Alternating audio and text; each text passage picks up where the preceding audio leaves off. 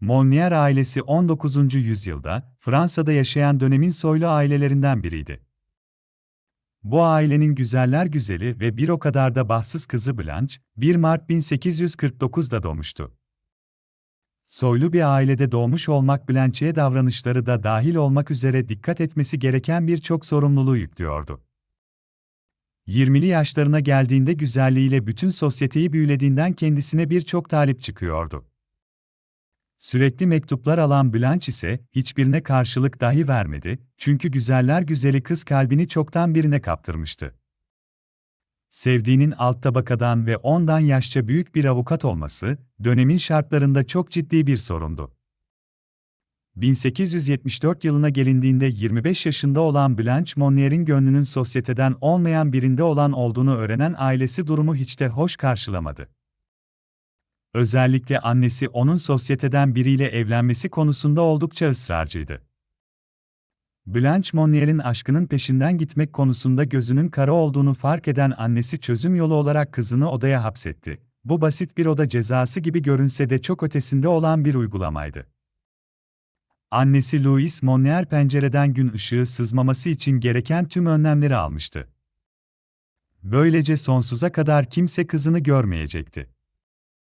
Annesi, erkek kardeşi ve evin çalışanları dışında dış dünya ile tüm bağlantısı kesilen Blanche'nin yataktan kalkmasına dahi izin yoktu.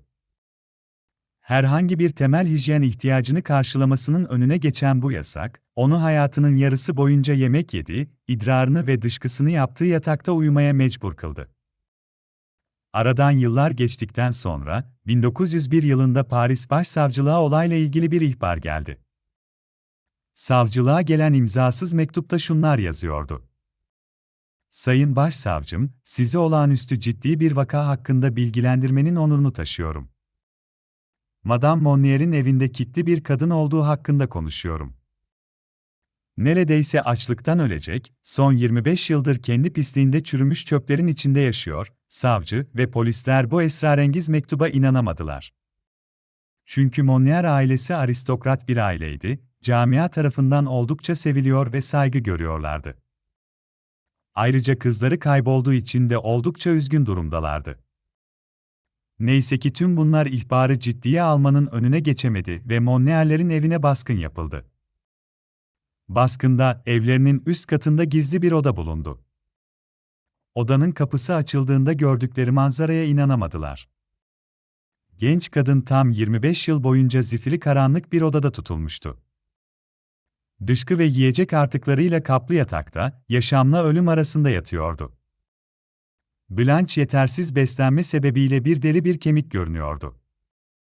Güzelliğinden eser kalmayan kızı hastaneye kaldırdılar. Tüm Monnier ailesinin sorgulandığı yargı sürecinde, annesi Louise Monnier tutuklandı ancak tutuklanmasından sadece 15 gün sonra vefat etti. Erkek kardeş Marcel Monnier ise tüm suçu annesine atarak kendini savunmaya çalıştı. Ortak olduğu kanıtlarla ispatlandığında ise 15 yıl hapis cezası aldı. Tam 25 yıl boyunca karanlık bir odada, insani olmayan şartlar içerisinde yaşamaya mahkum edilen kadında, koprofili, eksibisyonizm ve şizofreni gibi psikolojik sorunları oluşmuştu.